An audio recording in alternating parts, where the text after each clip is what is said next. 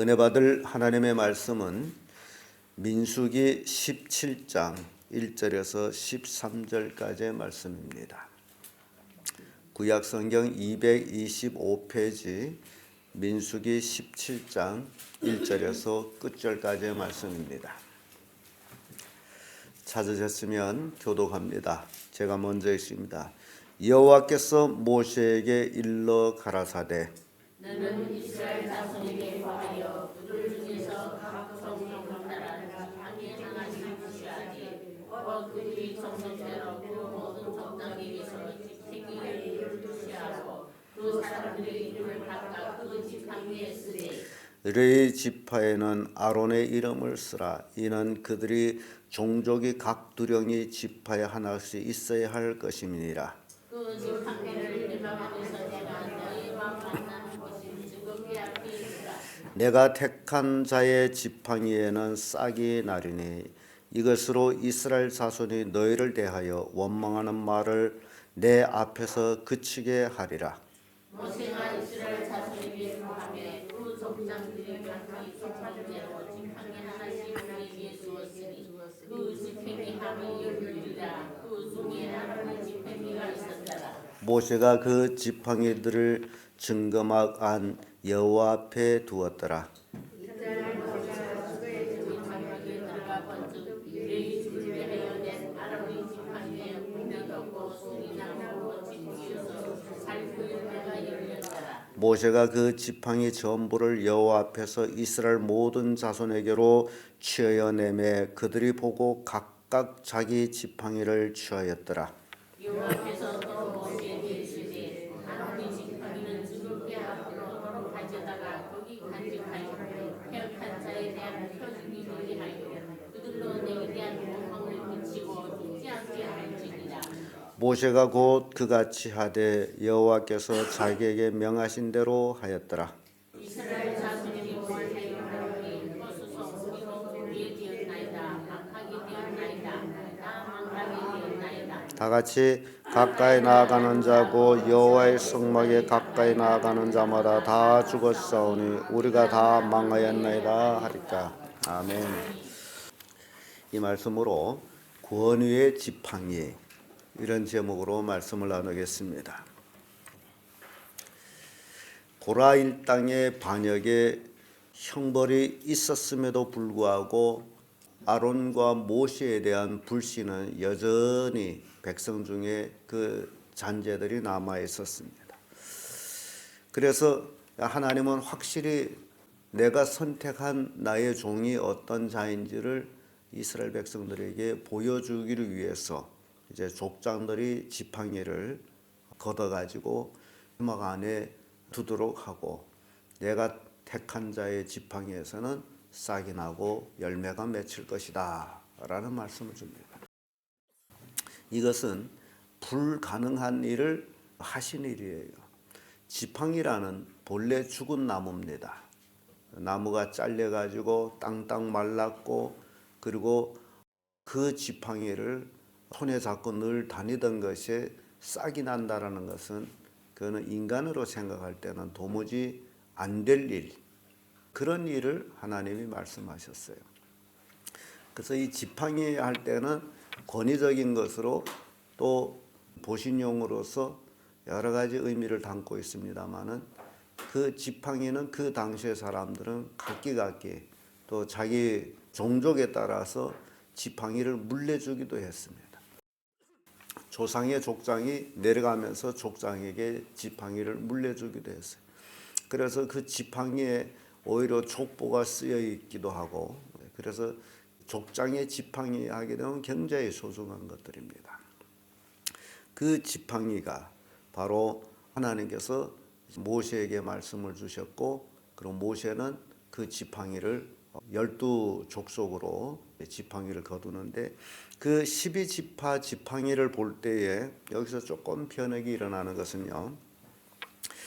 아론이 그 12지파 속에서 이제 들어가게 되고 지난번에 우리가 이제 민수기 군사를 모집할 때는 아론의 지파가 그 레위 지파가 그 12지파 군사에 속하지 않고 에브라임과 므낫세 지파가 들어간 것을 우리가 봤죠. 그래서 그렇게 12지파인데 여기서는 아론을 레위 지파로 넣으라 할 적에는 그러면 이스라엘 그 이제 지파 12지파에 어떻게 구성되느냐? 그리하면 요셉 지파로 이제 편역이 되는데 그래서 에브라임이나 므낫세는 요셉 지파로 들어갑니다. 요셉의 두 아들이기 때문에. 그래서 이스라엘 12지파의 지팡이를 보게 되면 맏아들 루벤이죠. 루벤, 그다음에 시몬, 그다음에 레위, 그리고 유다, 단, 납달리, 갓, 아셀, 익사갈, 스불론, 요셉, 베냐민 이렇게 12지파. 그래서 레위 지파의 지팡이에는 아론의 이름을 쓰라라고 되어 있죠. 이렇게 지팡이 12를 걷어서 족장들이 지팡이를 내라 하니 다 냈어요. 그래서 그 지팡이를 모세가 회막안 증거궤 앞, 법궤 앞이죠. 법궤 앞에다 두었어요. 그 하룻밤이 지납니다. 이게 하룻밤 사이에 증거막 앞에 법궤 앞에다가 지팡이를 갖다 뒀는데 하룻밤 사이에 뭔 일이 일어났냐? 아론이 지팡이에서 싹이 나고 꽃이 피고 열매가 달렸다. 무슨 열매? 살구 열매가 달렸다. 그래서 우리는 살구라고 얘기하지만은 그쪽에서는 아몬드라고 얘기합니다. 그쪽에서는 아몬드라고 이렇게 얘기하는데 그 나무 이름, 살구나무 이름을 그 히브리 말로 샤케드라고 얘기하는데요. 그 의미는 잠을 깨다. 그런 의미를 가지고 있습니다. 깨어 있다. 뭐 그렇게. 그래서 굉장히 재밌는 것은요. 그 지팡이를 살구나무로 한다는 거예요. 아몬드 나무로 지팡이를 한다는 거예요. 그래서 샤케드, 깨어나다. 죽었던 나무가 깨어나다. 그랬더니 뭐예요? 움이 트고 싹이 나서 꽃이 피고 열매를 맺었다. 그래서 이 출애굽 당시에 아론은 예수 그리스도를 예표합니다. 왜냐하면 아론은 첫 대제사장이고 하나님의 선택을 받은 첫 대제사장이고 그의 지팡이가 싹이 나고 꽃이 피고 열매 맺었다는 것은 이제 예수 그리스도의 대제사장으로 나타날 예수 그리스도의 부활을 상징하고 있어요. 땅땅 마른 나무에 싹이 나고 꽃이 피고 열매 맺는다라는 것은 예수 그리스도의 부활, 죽은 자의 부활을 얘기하고 있어요. 그래서 땅땅 마른 나무가 열매를 맺을 수 없는데 하룻밤 사이에 하나님 앞에서 증거 막 법궤 앞에서 이런 일이 일어났다. 그래서 부활을 상징하는 거죠. 그리고 모세는 그 지팡이를 다 꺼내다가 백성들한테 보여요. 여러분 그 백성들이 그 지팡이를 보는 순간에 표정이 어땠을까요? 아주 세상에 어찌 이런 일이 있을 수 있을까? 그럴 거예요. 우리가 지금 봐도 그럴 겁니다. 우리는 지금 말로 들은가나 그렇거니 하지만은 이제 실물을 보게 되면 도무지 믿어지지 않는 그런 일들이 일어나게 되죠. 그러니까 그동안 이스라엘 백성들은 아론에 대해서 불평이 많은 것은 자기 형이라고 제사장 시켰다라고 생각할 그런 확률이 굉장히 컸어요. 그러니까 너네 형제끼리 뭐 다 해먹어라 라는 식으로. 그런데 아론의 그 지팡이에서 싹이 놓은 걸 보고 이것은 형이 돼서 모세가 택한 것이 아니고 하나님이 제사장으로 택했다. 그래서 그 지팡이를 본 후부터는 고라와 같은 그런 패역이 다시는 일어나지 않았다는 거. 하나님께서 아론을 선택했고 그 아론의 혈통을 통해서 제사장이 되도록 하나님이 하셨구나. 이거는 모세가 한 것이 아니구나. 그래서 더 이상 이제 불평을 하나님이 잠재우는 그런 모습을 봅니다. 그래서 이 제사장 직분은 불가침이라는 거예요. 불가침. 사람들이 탐내서 되는 것이 아니다.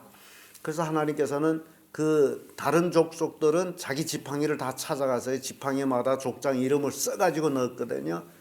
그래서 찾아갔는데 아론의 지팡이는 하나님께서 모세에게 말씀한 도로 복궤에 갖다 넣어라.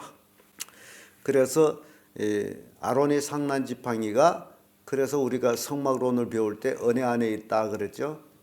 복궤 안에 있다. 거기에 둠으로써 이제 이스라엘 백성들한테 교훈 주기를 다시는 권위에 도전하지 말라, 반역하지 말라. 그래서 그것을 볼 때마다 죽음을 면하라. 반역하면 어떻게 되죠? 죽는단 말이죠. 그래서 지팡이를 생각할 때마다 이스라엘 백성은 뭘 못하게 되죠? 반역을 못하는 거죠. 권위에 도전을 못하는 거예요. 권위에 도전하고 반역하면 죽는다. 그래서 복귀에다 그걸 딱 이스라엘 백성들한테 교훈을 하기 위해서 딱 그렇게 두고 있은 거예요. 그 지팡이로 인해서 원망이 그치는 그 표가 되는 것이다. 그래서 참 하나님이 하시는 일들, 우리는 도무지 이해를 못할 것들이 많습니다만은, 그러나 하나님은 역사 속에서 자기의 뜻, 자기가 하고자 한 일, 인간이 뭐라 할지라도 해나가는 모습을 우리는 보게 됩니다. 반역을 통해서, 고라 일당의 반역을 통해서 참 많은 사람들이 죽었습니다. 고라와 그 고라를 따르던 그 세력들, 그들이 땅속으로 삼켜버리고, 또 고라를 따르던 족장들 250인이 향로를 들고서 분향하다가 하나님의 불이 나와서 그들을 이제 태워 죽였고, 그리고 또 불평 원망하던 사람들이 14,700명인가 죽어나가고, 이렇게 한 사람이 반역으로 인해서, 그 한 사람 누구예요? 고라가 대표자예요. 그 고라가 반역함으로써 거기에 동참했던 사람들 가차없이 다 죽어나갔다라는 사실이에요. 기가 막힌 일입니다. 모세와 아론은 분명히 하나님께 기도, 한 사람의 죄로 인해서 이 백성들을 죽여야 합니까? 라고 중보 기도도 하고 또 했어요. 그래서 여러분들은 신앙생활하면서 어찌 보면 이게 정치하고 비슷한 내용이 나옵니다. 이 정계는 줄서기를 잘해야 돼. 줄서기를 잘못하게 되면 아예 망합니다. 그와 같이 우리가 신앙생활하면서도 줄서기를 잘해야 돼요. 우리는 어느 줄에 서야 되느냐? 어느 줄에 서야 될까요? 네, 하나님 줄에 서야 됩니다. 절대 사람의 줄에 서면 안 됩니다. 그래서 바울은 그 면에서 분명하게 말씀했어요. 내가 사람을 기쁘게 하랴, 하나님을 기쁘게 하랴. 내가 사람을 기쁘게 한다면 하나님의 종이 아니다. 그렇게 분명한 선을 그었어요. 그러니까 여러분들은 신앙생활하면서 누구를 기쁘게 하면 돼요? 하나님을 기쁘게 하면 돼요. 환경이 어땠든, 사건이 어땠든 그건 상관없이 내 자신이 누구 편에 서서, 하나님 편에 서서 하나님을 기쁘시게 하면 절대로 반역의 일이 일어나지를 않습니다. 그런데요, 이 반역하는 사람들 보게 되면요, 처음에 자기 혼자 그 품었던 그 생각을 자기 말을 잘 들을 사람을 찾아가서 쏙닥쏙닥 얘기합니다. 그래서 쏙닥 얘기해 봤더니 그 사람이 그 말을 듣고 그래 하게 되면 자기를 동조해 주는 거 되잖아요. 그래서 한패거리 되는 거예요. 그래서 이게 무리를 만들어가는 거죠. 그리고서는 자기들의 목적을 이루기 위해서 반역을 하는 거예요. 그런데 예를 들어서 어느 사람이 그 반역의 마음을 품고 있다가 누구한테 얘기했을 때 그 사람은 그것도 뭔 이런 소리를 하느냐 하고 팍 잘라버리고, 그리고 책망하게 되면 내가 잘못했구나 하고 사그러드는데, 그래 맞아 그럴 수 있겠다라고 동참하면 그 다음에 그것이 커져가고 그것이 쓴뿌리가 되어서 멸망으로 간다는 겁니다. 그러니까 여러분들이 신앙생활하면서 인간적으로 친하다, 가깝다 해서 그릇된 일에 절대로 동참하지 말라는 얘기예요. 이 교회 생활을 오래 하다 보면 가끔 사람들이 당을 짓는 게 있어요. 뭐 특별히 나쁜 당이라기보다는 자기의 마음에 맞는 사람들을 쏙닥쏙닥 뭉쳐가지고 그런 것들을 하는 게 있어요. 그래서 선한 일에 함께 한다면 좋지만은 그러나 모여서 불평하거나 원망하거나 그런 일에 한 무리가 된다면 하나님의 화를 받는다라는 겁니다. 그래서 지혜가 뭐냐? 하나님을 거스르는 데 대해서, 복음을 거스르는 데 대해서, 하나님의 영광을 가리는 데 대해서 어떤 일이 일어날 때는 단호하게 책망하는 그런 성숙한 그리스도인이 되어야 된다라는 겁니다. 이게 성도들이 성숙하고 복받고 사는 길이에요. 우리는 고라의 사건을 통해 가지고 이런 일들을 보게 되는 거예요. 고라는 경제의 유망이 있는 사람이었어요. 그렇기 때문에 그렇게 많은 사람들이 추종하였던 거예요. 사람들은 그래 네가 해도 되겠다라고 동참했기 때문에 함께 멸망한 겁니다. 주의 일은 하나님의 권위 속에서 이루어지는 겁니다. 그래서 이 교회 그 행정하고 사회 행정이 좀 다른 것이 있어요. 사회적으로는 뭐 다수 가례, 다수에 따라서 할 때가 있어요. 다수의 의견을 쫓을 때가 있어요. 만약 성경이 다수의 의견을 쫓아간다면 성경은 망하는 길 위에는 없습니다. 이 고라 일당의 폐역은 다수 가례하게 되면 고라가 제사장 해야 돼요. 근데 하나님은 그게 아니었어요. 그래서 하나님의 무조건적인 선택으로 이루어지는 겁니다. 그래서 여러분 무조건 다수가 이렇게 하자 한다. 그래서 그게 옳은 거 아니에요. 하나님의 주권적 통치. 그래서 교회는 하나님의 독재 정치라는 거예요. 하나님의 뜻을 따라서 이루어 나가는 것이에요. 그래서 그것을 우리가 이해할 때 참으로 세상하고 교회는 다르다라는 것을 우리가 깨달아야 돼요. 많은 사람들이 이렇게 하자 한다 해서 맞는 것은 아니다라는 거예요. 그래서 우리는 하나님 편에 서서 하나님 뜻이 어떤 것이냐라는 것을 우리가 찾아야 돼요. 하나님 뜻이 우리가 찾아가지고 거기에 따라가면 축복이 되는 겁니다. 그래서 이 아론의 상난 지팡이의 의미를 제가 말씀을 드린 것은 깨어있다, 잠을 깨다 그런 의미에서 우리 신앙은 늘 깨어 있어야 한다. 한시라도 우리의 신앙이 잠을 자서는 안 된다. 이 시대의 신앙이 깨어나서 무엇보다도 하나님의 뜻이 무엇인지 그걸 올바로 이해하고 신앙생활하는 과정에서 원망이나 불평은 금물이다. 그걸 우리에게 교훈하고 있습니다.